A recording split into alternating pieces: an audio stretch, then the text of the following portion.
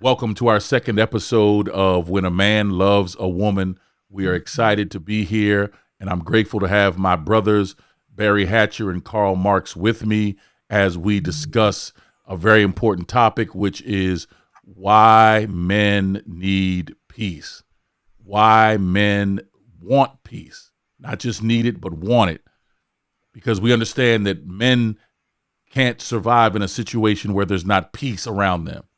And the deeper question is why so many men feel like peace keeps slipping away from them.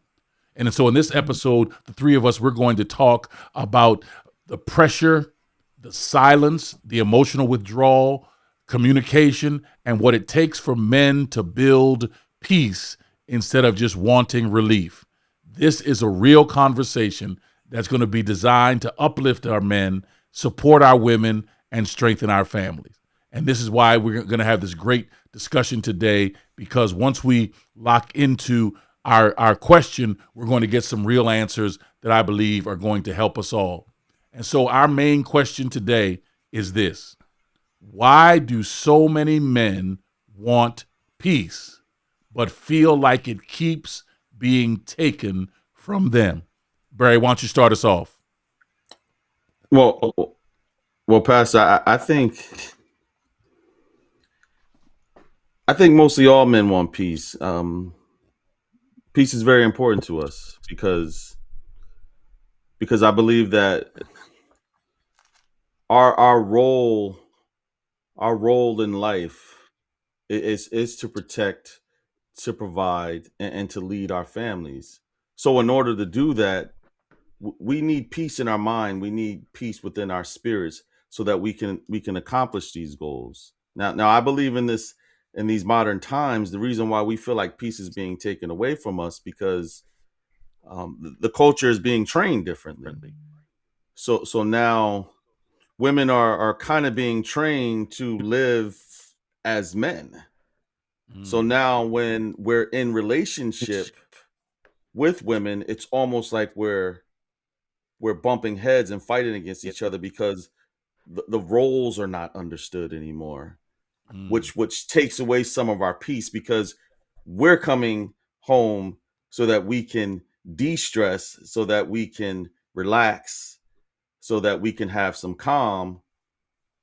But sometimes we're met with something else.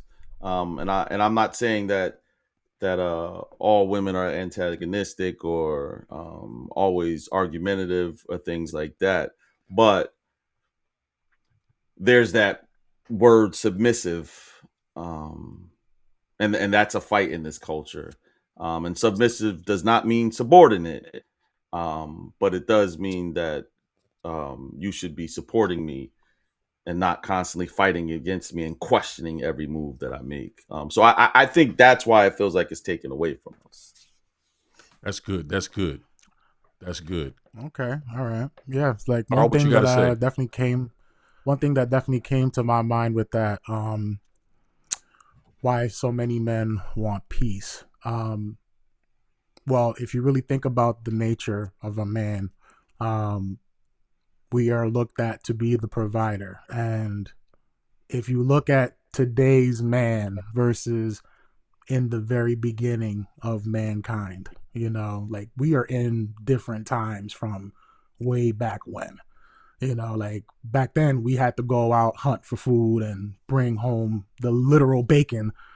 And nowadays, we're going to an office job, depending on where you work. You might have a physical, manual, laborious job that you feel like you're actually putting in your work to make your money. So if you really think about it from the point of view of the provider standpoint, how can you not look at the man or any person in that situation who, I don't want to say the stress, but depending on how you really do handle stress, my one focus once I had a long days of hard work, and by all means there's different definitions of hard work Hmm. nowadays. There's hard strenuous work, but then there's also hard mental work. So if however you look at it, as long as both parties are on the same page of what you are faced with and coming back home to the peace, like I think it's safe to say all of us agree that we're never going to come home from a long day of work and choose to pick a fight with our lady. Right. That's Right. I believe so. So, like, and again, like Barry said, not to say that the woman is coming home and, oh, why is the clothes all over the ground? Why did you take your shoes off and leave it right at the front door? Like, I can only speak from experience with my mother, but like I've seen these things being at home that, it's easy to get wrapped up with the emotion of there's no order at home, but in reality, we are putting in that work because we want home to be orderly. Absolutely. Absolutely. I was thinking that men want peace but don't feel like they're getting it, that it's being taken away from them. And I think one of the reasons is because women don't know that's what we want. Because most ways the culture conditions women is to assume that men just want sex. And so as long as they get sex, they think they've checked off the list and their man is happy, not realizing that men actually want something that's, now we want sex. Let's be very clear. We want sex, Yeah. but Yes. it is not a substitute for actually having peace, because Yes. having peace and the sex, now you in heaven.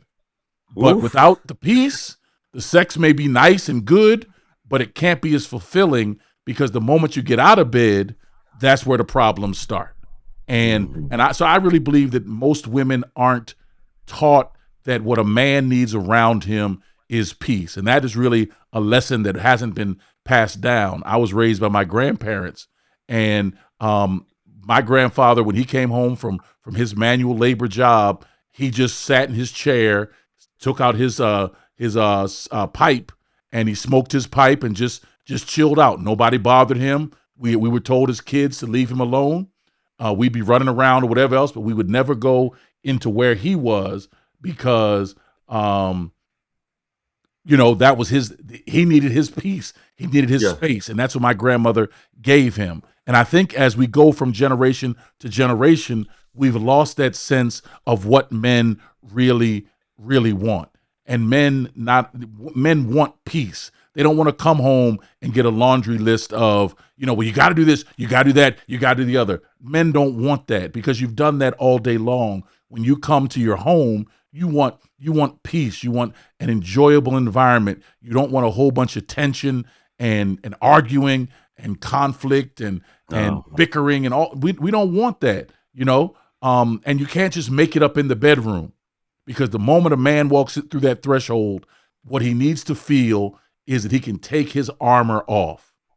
And if he comes into a battleground, that he's not going to take his armor off, and he's most certainly not going to be relaxed and be loving and want to really embrace everybody around him, because now he has his armor on, so everything is going to be distorted, because you'll interact with the kids with the armor on, you'll interact with your wife with the armor on. You can't have a real family like that.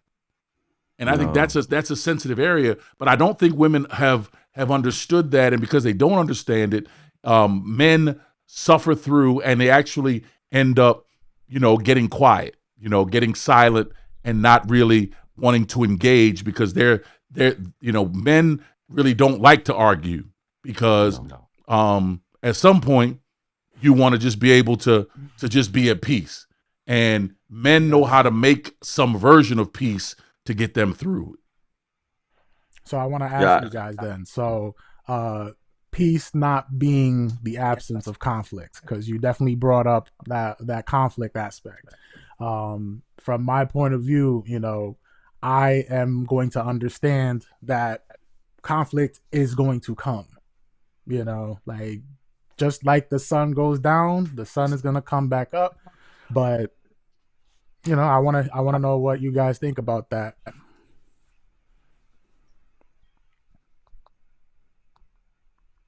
As far as peace is not the absence of conflict. Yeah. Well, I don't think you can have conflict and still have peace, because what is conflict? Like disagreement. So we could disagree. That's okay. What's the saying? Disagree without being disagreeable. Right. So if we have conflict and we disagree on something and we're trying to work something out, there's still peace there, because there's still a way that you're talking to me with respect. There's still a way that we're managing through this situation with respect. I think where that peace breaks is now where now names getting called, and now, you know, you're not this and you don't do this, and you know, I think that's where the peace breaks. I don't think it's because of conflict, because I think in life there's always going to be some form of conflict. That's good. I That's want to good. bring one. One of our commenters actually Mhm. said the kids, the kids are a problem, and I think we'd agree that the kids sometimes are the culprit in removing peace from the house, and that is something we got to talk about, because when there are kids in the house, there has to be a balance, because kids have needs. They have needs of attention. That's one of their greatest needs. In fact, here's some good wisdom for my brothers out here, and really for our sisters as well who are watching. We were taught, Quinn and I, my wife and I were taught when we were just young newlyweds without any kids. A spiritual mother of ours took us aside and said, "You know what things kids need most? What's the four-letter word that kids need most?" And we were like, "Yeah, love, Love, love." And she said no, and she was an educator, so she just dragged it out, and she said, "What's another one?" So we kept throwing out words. She said no, and I'm like, "Will you please just tell us what the word is?" But she kept asking us, and we kept offering solutions, and finally she said no. What kids need is time. Time. And she said either you will give it to them freely, or they'll take it from you by having to go to prison, going to school to Mm, talk to the teachers, into the delinquency. But if you don't give them the time willingly, they're going to take it in a way that's going to just cause all kinds of chaos in your life. And I never forgot that. That was such a powerful lesson that's that for she real. taught us. That kids need time. And so how do we balance that? How do we balance the working hard all day? And I don't care whether you work manual labor or office job, it still mentally wears you down. So when you're ready to come home, when you know you have the wife and the kids, what do you do in that situation?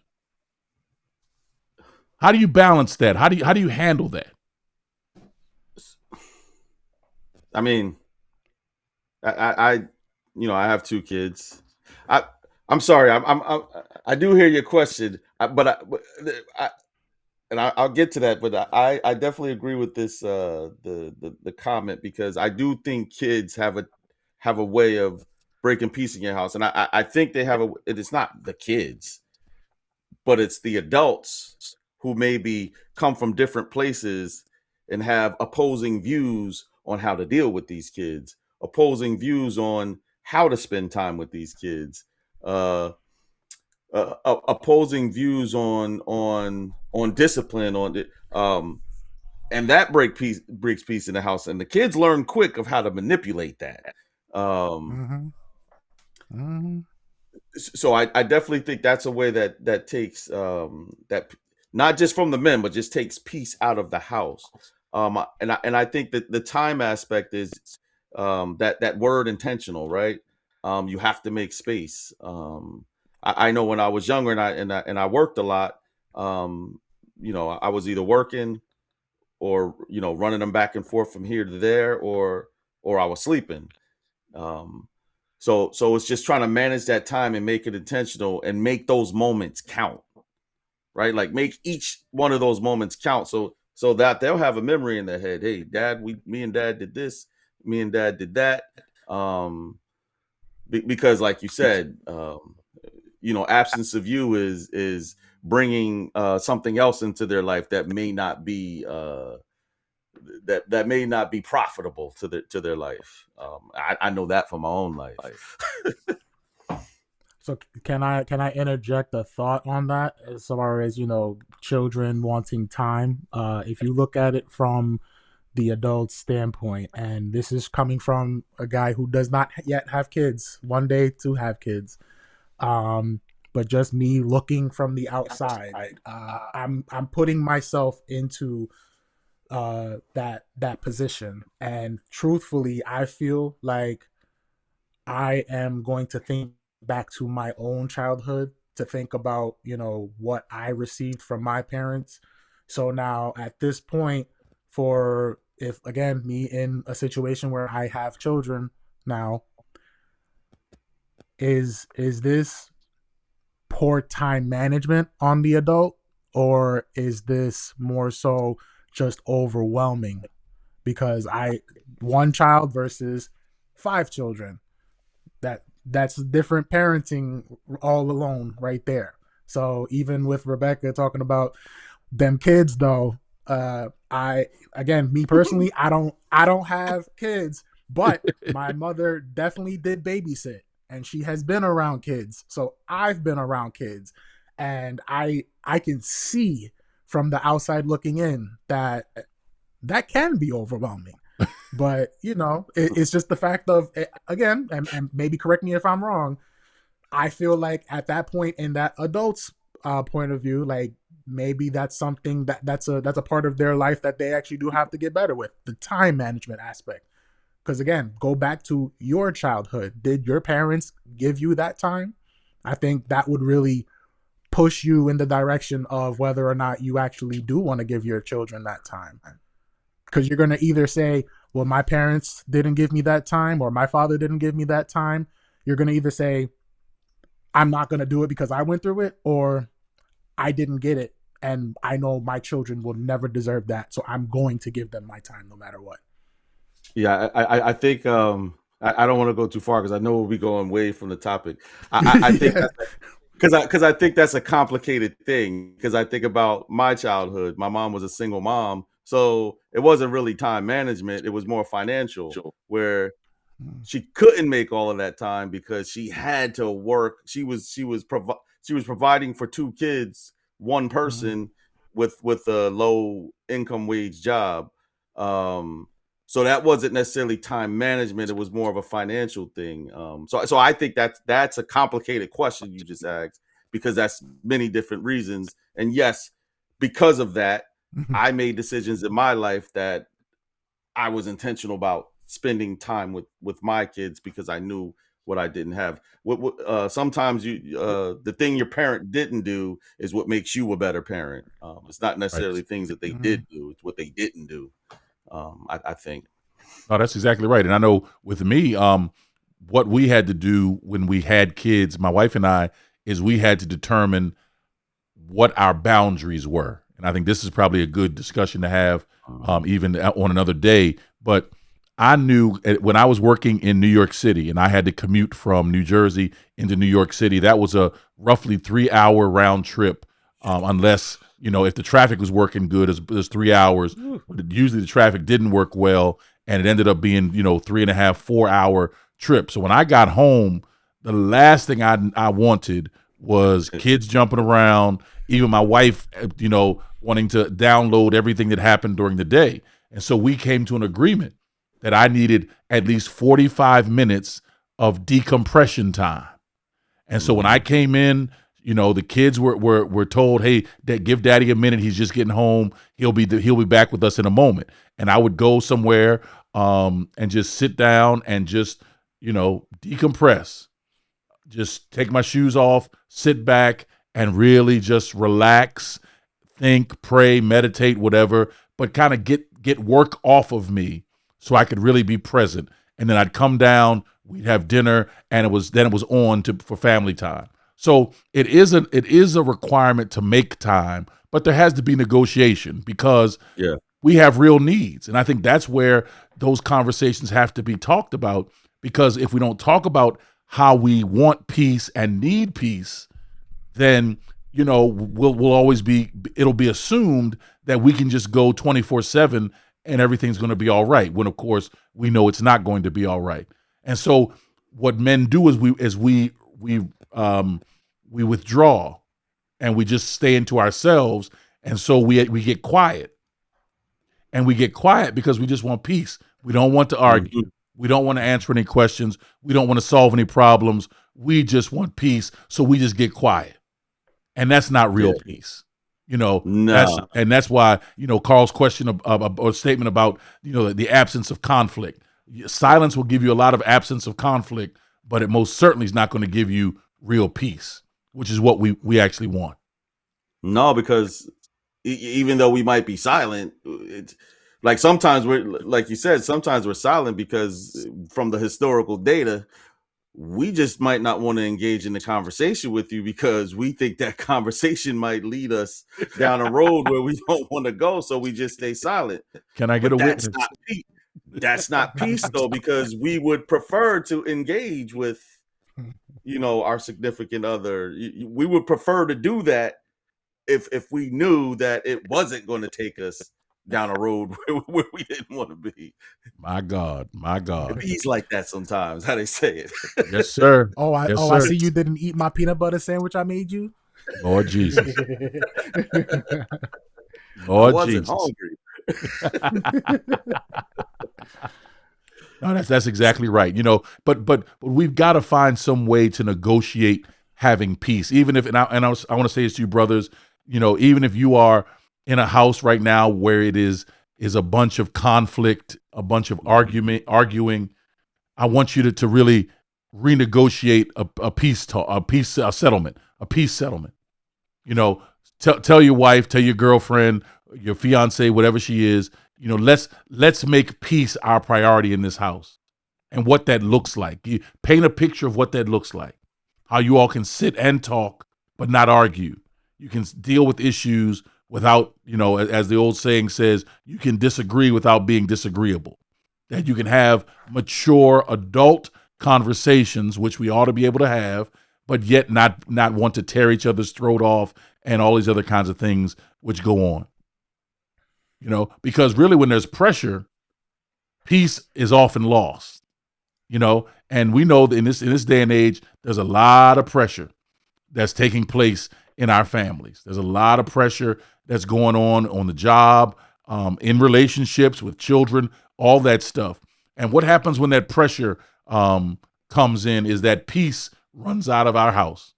So how do we operate when that pressure is real, when the mortgage has to be paid, when the light bill, we in Jersey, our electric bills have gone up like crazy. But what happens when your utilities go up so high, your salary stays the same, but now you're paying more, and you're seeing that vacation money that you wanted to save being gone, and not being able to be used? How do you handle that pressure and still keep your peace? No, I don't. I'm going to get a little spiritual. I think you lose that peace because you kind of lose your faith a little bit, your trust in God, because really that's when the two of you should be really coming together and being that force that you were put together to be. But yes, what happens is these woes of life, you start paying attention to that instead of to each other. When you think back, the both of you got through a whole bunch of things before, but now you're at this point and you're like, oh, I can't do it. So now one is blaming the other, and why didn't you do this? And you should have did that. Why, you could have worked overtime. You know what I mean? So it becomes this unnecessary battle when the struggle is already there. You two arguing, you two fighting over this thing is not going to stop JCP&L from wanting their bill. It's how do we figure this out together, without breaking down. I mean, that's kind of what I think, and because it does get lost, the peace does get lost under pressure. And finances, I think that's one of the biggest reasons people leave each other. No, that's exactly right. In fact, it's one of the main reasons is that financial pressure.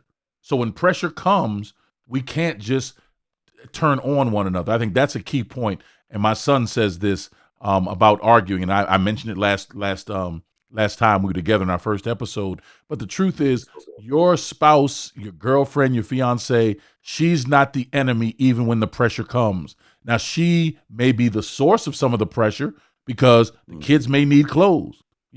Bills may need to be paid. Groceries may need to be in the refrigerator. And all that comes as pressure.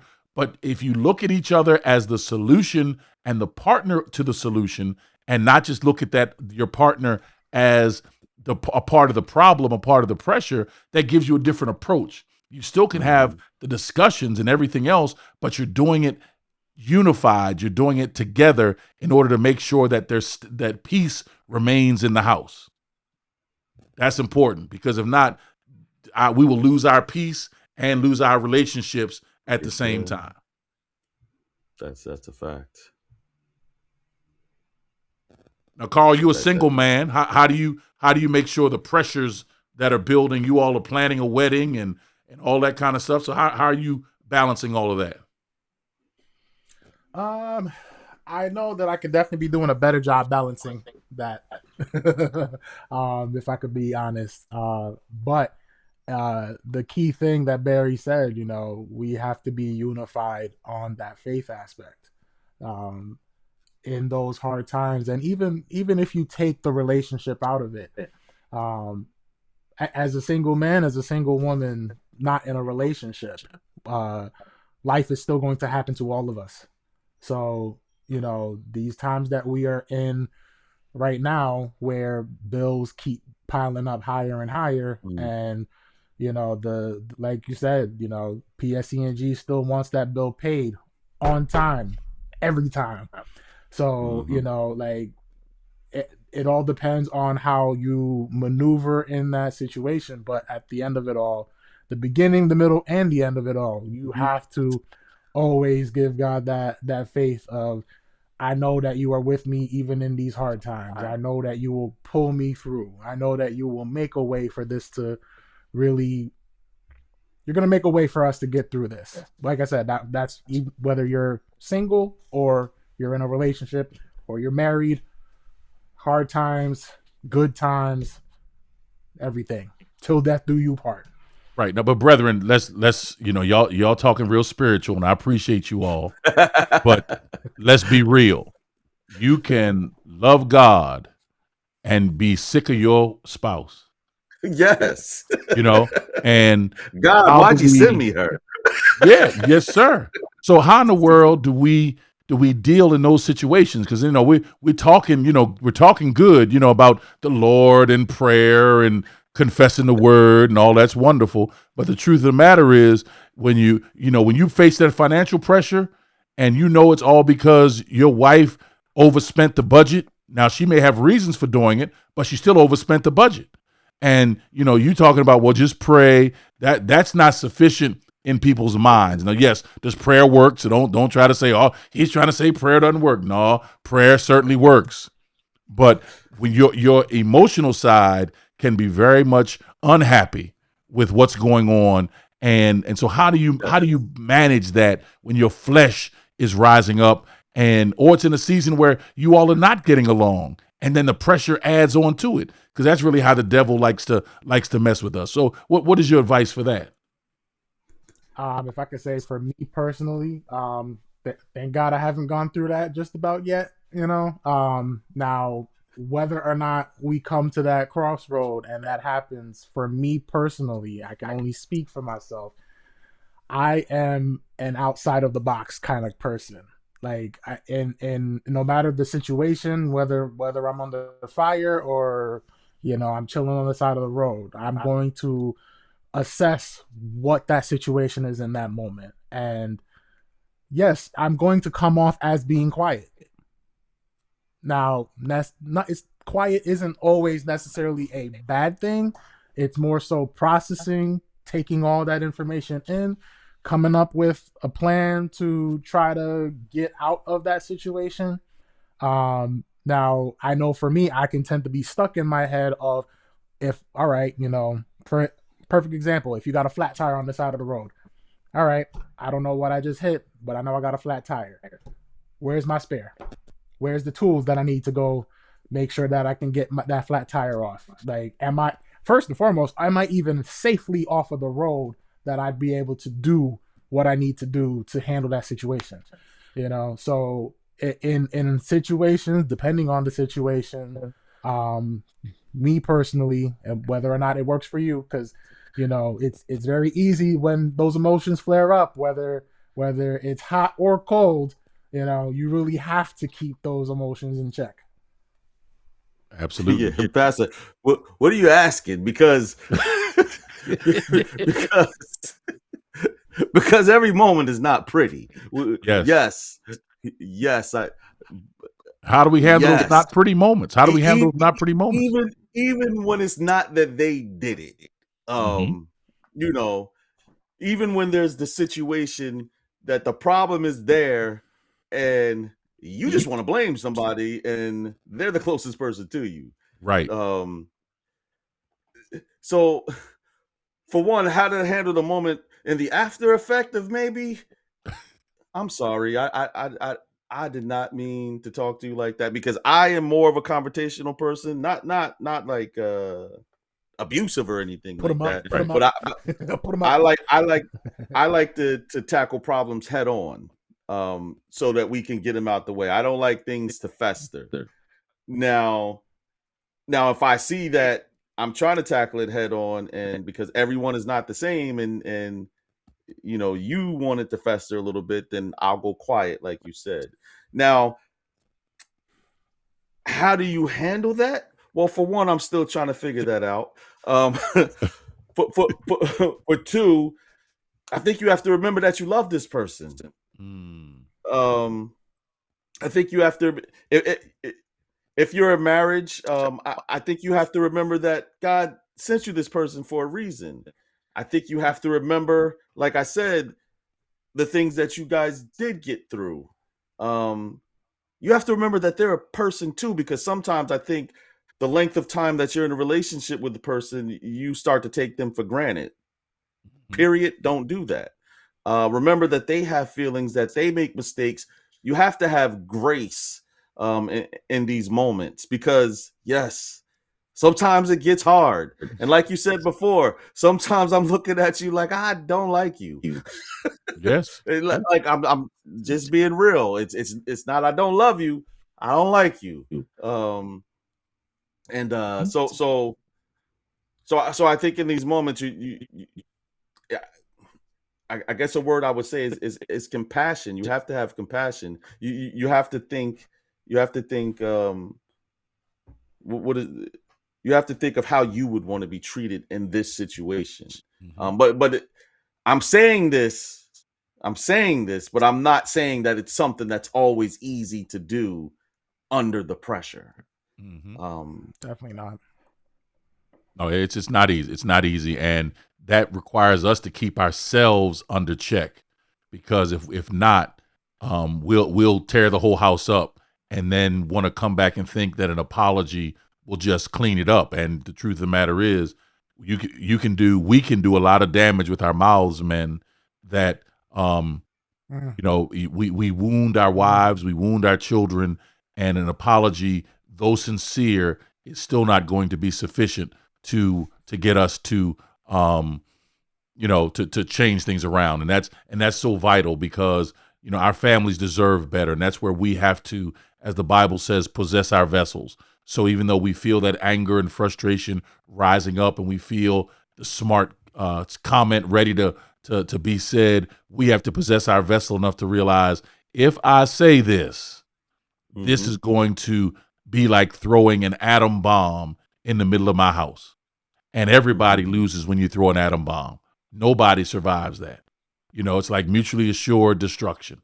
And that's really what happens. And even when we argue, which we need to do an episode at some point on how to fight the right way, because we don't know how to fight. And of course, I'm not talking about anything physical. I'm talking about the disagreeing. Right.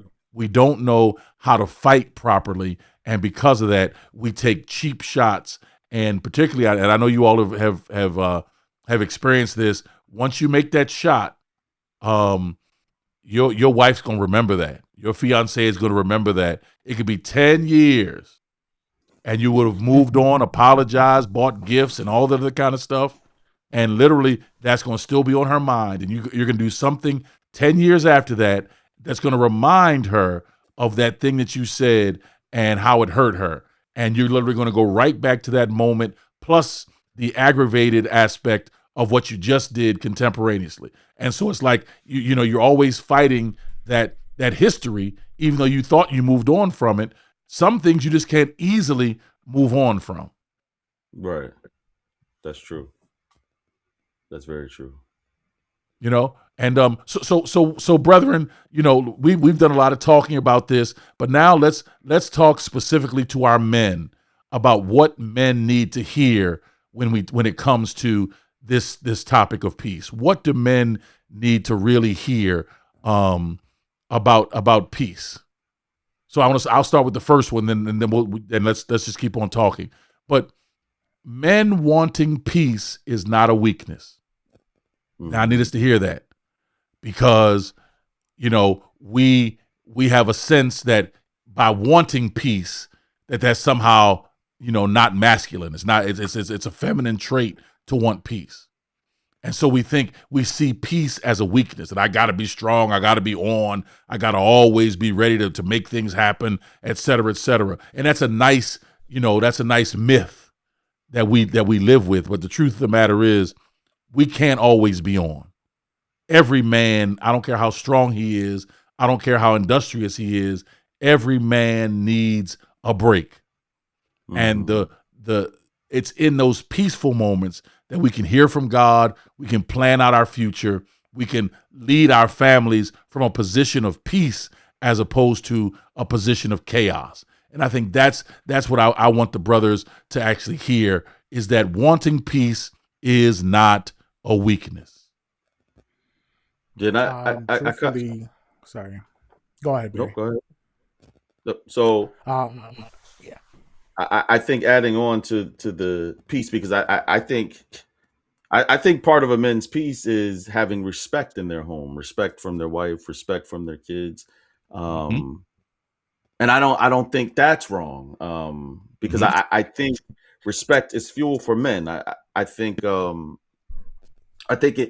it brings a sense of peace, being valued, like for our contributions and our efforts and the role in our relationship, because it kind of lets us know that we're leading as we're supposed to be. So that brings us a sense of peace.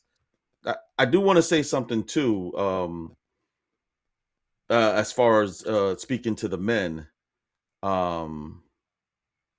You know, we're all human beings, so sometimes we may have hurt our partner in some way that they're dealing with it, so that takes away some of the peace in the house. But as men, we want them to get over it quick. So we also have to have that patience with our significant others, even with our children, for them to get past that hump of what you did to hurt them. I think that brings us peace too. Being realistic about how we may have treated our family members, and maybe sometimes the way that they're reacting to us is just a reaction of the hurt that they have inside. So you know, I want men to know that too, that we have to have patience, especially when we've done something that that hurt our family. But peace is so necessary for us. It's necessary for us to do the things that we need to do to bring our family forward. Absolutely. And so I like you said peace and patience, because even though we need peace, it may be an adjustment in our families how to get to that level of peace that we really want.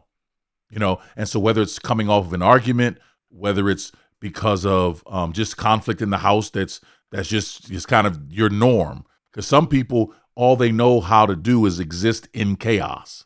And so when there's peace, they don't know how to handle that because they didn't grow up like that. Yeah, They didn't grow up like that. So for them, peace is like an alien. You know, it's like a unicorn. Who sees one of those? But yet that's what men want. That, in fact, it's not just what men want, it's what men need to really Yes. function the way they were created to function. And so there has to be a sense that we desire peace, but we also have to have patience as we move along from the chaos and drama to a state of really having peace in our families. Yeah, Amen. I know. Like for instance, like we're speaking to the we're speaking to the men right now, but one thought that definitely did come to mind. And Pastor, you touched on it with the chaos. Women, if you have a man that feeds on the chaos, that is a big red flag. Like me again, as a Talk man, about it. I live for peace. Like and even for me, when I moved out of my parents' house, I knew that I need to build my home to make my safe space. And I made my safe space my peace. Amen. So, as a single man before getting engaged, yes, I enjoyed my alone time. But also, I understood that I can't just stay here by myself. Right. So, it's like, but again, going back to, that word, any man that feeds on chaos, that is a huge red flag. Run away. Amen. Amen. That's right. Amen. Yeah. That's exactly right. Because disappearing is not a strength. And what we mean by that is when you're in a marriage and you don't have that peace that you want, men know how to go down to the man cave. They know how to work late. They know how to even grab their peace wherever they can. I was going to show this video tonight about the guy who came home from work and he fell asleep in his car, and his wife comes out and she's like, what you doing out here? Why'd you come in the house? And just peppered him with questions. And he's like, I just needed a break. I needed a rest. And then he said, I just need some peace. And she's like, well, I'm gonna sit in the car with you. And he's like, and he locked the door. He's like, no. And she's like, you locked the door? You locked the door? It's like she didn't get it that this man needed peace and he needed rest. And disappearing though is not the best way for us to get it. But that should be to our women, that should be a sign that something's wrong. That when a man has to disappear to find peace, something's wrong in the relationship. That should get your attention. And please, ladies, don't sit there and say like, oh, if you're a real man, you'd be able to handle all of this. No. No. Question. So let's say the man in that situation, he truly does not know any other coping mechanism in that moment. How can he turn that moment of just sitting in his car for 5, 10, 15 minutes? How can he change his wife's point of view of him sitting in that car for 5, 10, 15 minutes and look at that as not necessarily a negative way? I think it's what Pastor said earlier. He spoke with his wife about boundaries, that he needed that 45 minutes when he came home. Now, I will be honest. In this culture, I don't know. Some women might not. They might say, "Why you need that?" But communication is important because, like I spoke about to you, Pastor, that I used to come home and sit in my car for about 15, 20 minutes before I went into the house. It wasn't necessarily because of my family. I just needed to, the job used to be stressful. I just needed time to just sit in the car, listen to music, eat my pizza, just relax. Decompress. I think the problem happens is your significant other is thinking you just want to avoid them. So now they're taking that in a negative way because you're not communicating that. So I think communicating that to them is the important piece. Because sometimes we're not thinking about that. Sometimes we're just thinking, I need this piece right now, but we're not telling them it's not about you. I just need this. Right. So I could be better for you. Right. There you go. Because Because if you start talking right now, I'm not listening. Then Right. Right. No, that's right. That's right. Because when men are healthy, though, they stay present even when there's pressure. That when men have gotten that peace quotient, I'll call it, satisfied, when pressure comes, the man's not going to go running. The man is going to stay there, and because he sees that pressure as an attack against his peace. Whereas if he doesn't have peace and then there's pressure, then he's going to disappear because he's going to try to find some place to find some peace. And unfortunately, what ends up happening, brothers, is men like that will end up going and finding themselves a side chick, because they're just looking for peace, or they become workaholics, and they just keep, they take every bit of overtime on the job, anything to not be home, or they go down to the bar, or they go hang out with the guys, but anything not to be home. And of course, that doesn't help anything because then the ladies get upset. And they're wondering, why aren't you home? Mm-hmm. So I said, now we talk to the men. Now I want us to take a moment and talk to the women. What should the women know, particularly as it relates to men and them wanting to have peace? What should these men know? So, well, definitely, I'll take this one, Barry. Not every quiet man being indifferent. And I stand on that one because I am definitely a quiet man. And if you were to ask my fiance, she would probably tell you, like, this one is different. And it wasn't necessarily like I'm plotting to get one ahead, like 5 steps ahead. Like, no, like I've always been the type of person to just sit back in the cut and just watch things happen. And if if there was a need for me to step into a situation, I never had that fear of not being able to step in to take control of a situation. But 9 times out of 10, I've always been the type really just to sit back, relax, and just enjoy the view, enjoy the ride. But now also going into, being engaged and looking towards being married, I also recognize that I cannot stay that way anymore. So this time period has definitely been a grooming session for me to embrace the leadership role, which every man has that leadership role in them, but also every woman wants their man to embrace that leadership role. That's good. That's real good. That's real good. Barry, you want to say something? I think women need to know that peace for men is it's emotional safety. It's knowing that I can come into my house after fighting with the world and having my significant other that I could talk to without judging. They're not constantly criticizing me.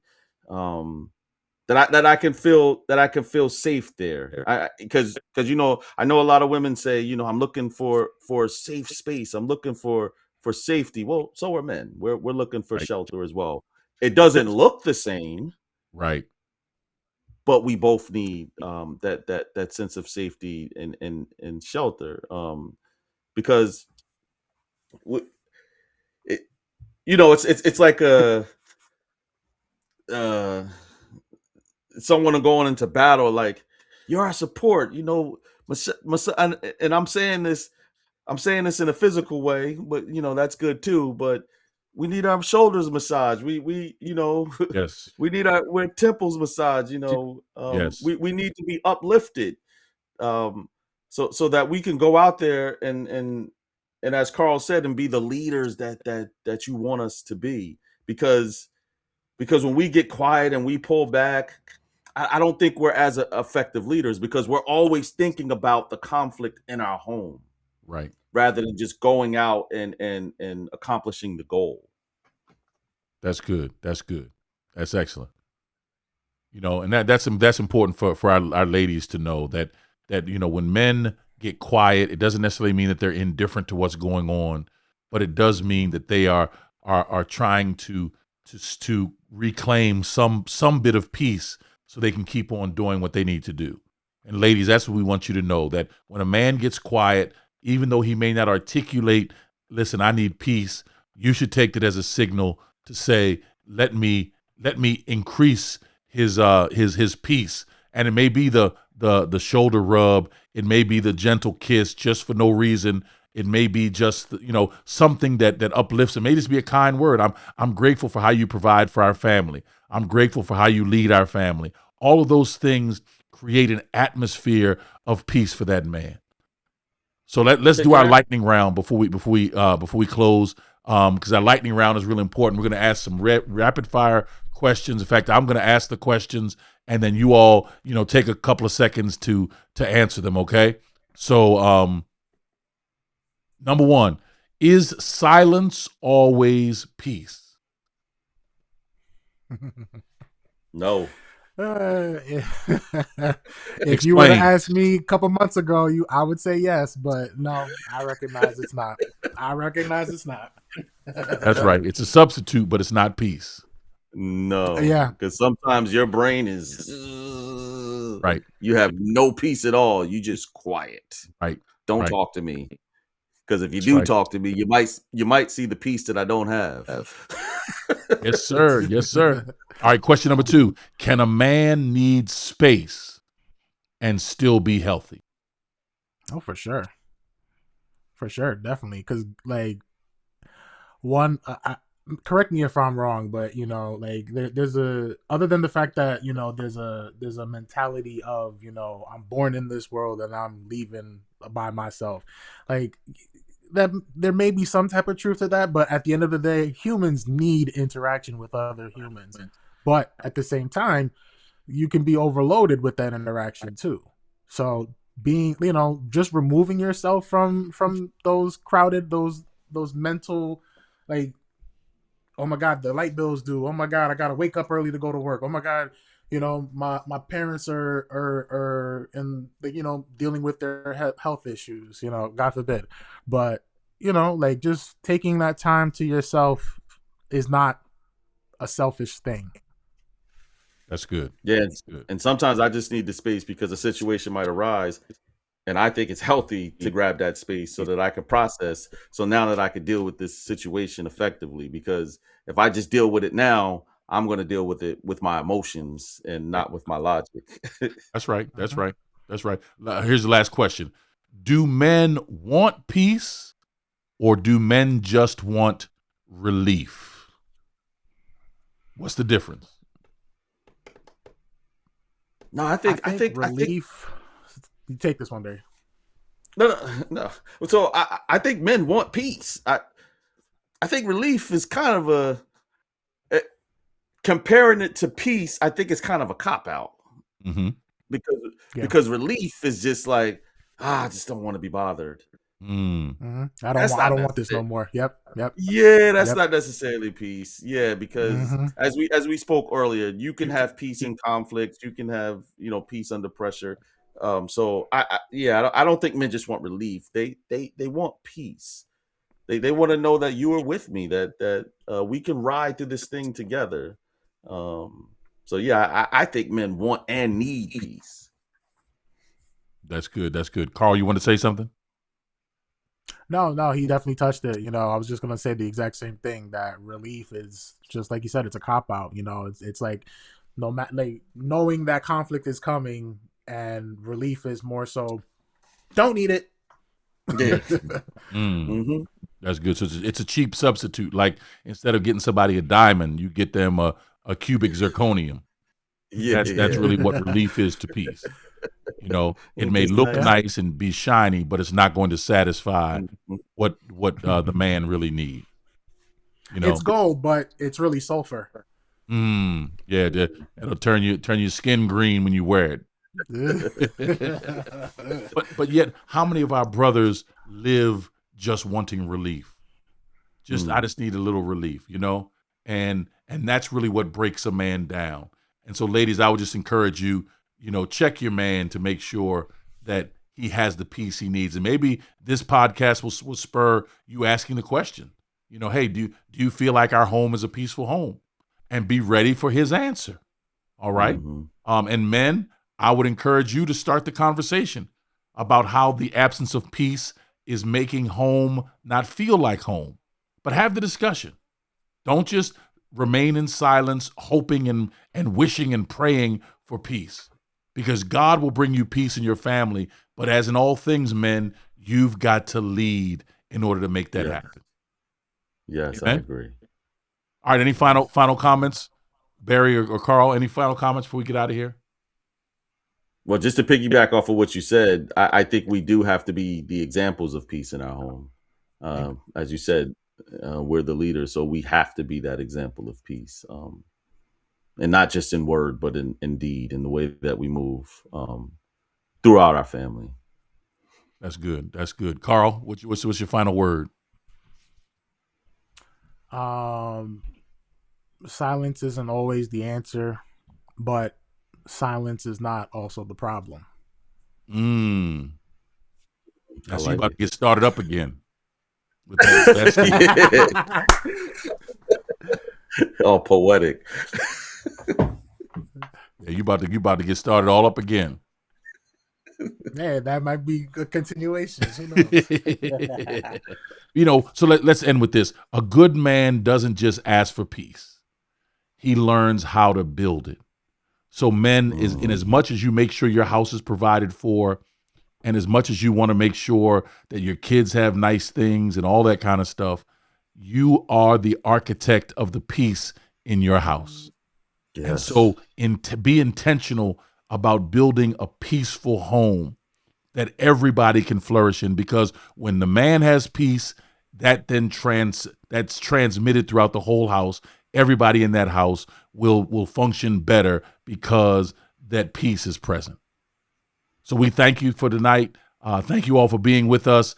Go forth, create a peaceful home, and let the love that you have be nourished by the peaceful environment that exists in your homes. And if you don't have it, don't give up. Work on it, build it, because you can't take failure for your future. You've got to know that God has something better for you, and peace is your portion. Amen. Yes, amen. All right. Well, you all have an amazing night. We're grateful to each of you. Thank you for being with us in this second podcast. And we know that God is with us, and we're going to continue this. We'll see you next Thursday night as we continue with episode number 3. So God bless you all. Enjoy your night. God bless.